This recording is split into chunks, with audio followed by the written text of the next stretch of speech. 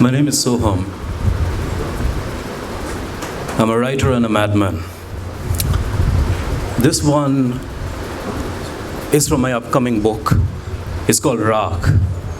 Raak is a book about attraction, infatuation, love, loyalty, worship, madness, and death. It's about the 7 stages of Sufi love. And I write a lot about madness and death. This one is called Let's Not Call It. Love is a downpour of colors in a black and white world that's got rows and rows of houses with black and white porches. The rain falls, seeping into the ground. After a while, like the beginning of something that doesn't turn out to have meaning, or the end of something of which the meaning is forgotten. So let's not call it love, or say love, or think of it, because after a certain point in time, we're all houses in a world that can't grasp colors. We're all houses that have either been lived in, some never occupied, doors and walls left untouched, some with very persistent tenants, still living in the attic or basements. You can't complain. Sometimes the walls shake, the floorboards creak, and the waterworks isn't really reliable. Sometimes the way the coffee boils in the kitchen and fills the house with an aroma that cannot be forgotten reminds you of things that crush like coffee beans inside of you.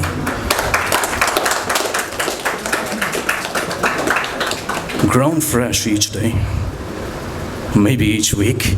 Sometimes the coffee just lies in the corner for ages before anyone picks it up again. It's just safe not to call it love, or because love becomes the reason showers and taps leak after they've been left running too long, and bedroom walls smell a particular way that makes going to sleep difficult.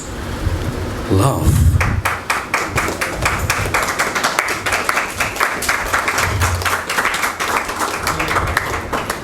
Love is the reason they hate children running around in an antique shop. Your shields, your perfect porcelain dishes, your fine glass hearts tremble and fall around their unplanned, imperfect touch. And as they fall in a million shining, clamoring pieces, you learn to count. This, you need it. That, maybe not. Those, gone forever, till you close the door behind love.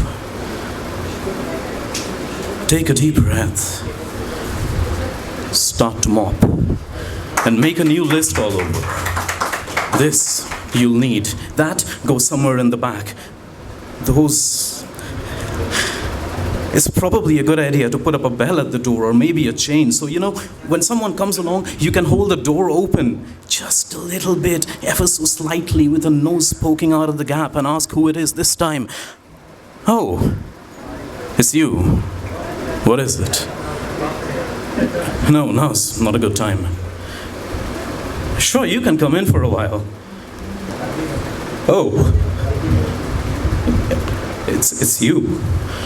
You're almost hesitating to look outside and hold the door wide open. It's half disbelief, half memories, in which you realize all the rain and the running water that slipped between your toes and past your being has started to seep into the trees and blades of grass. It sounds crazy. It sounds stupid to see how the puddles in the bath take the color of the floorboard, take the color of the blood between your toes, and make little whirlpools as they go down the drain. It's all a cycle. It all comes back, and you remember.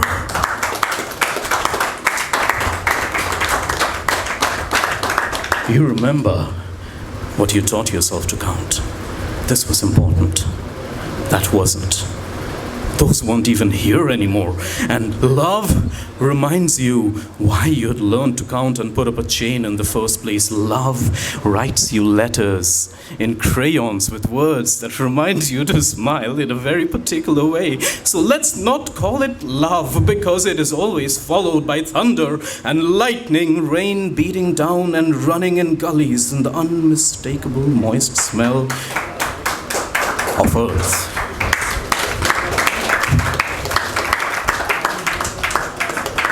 We'll think up another name. Give it another meaning. A lungs full of petrichor over a cup of hot coffee.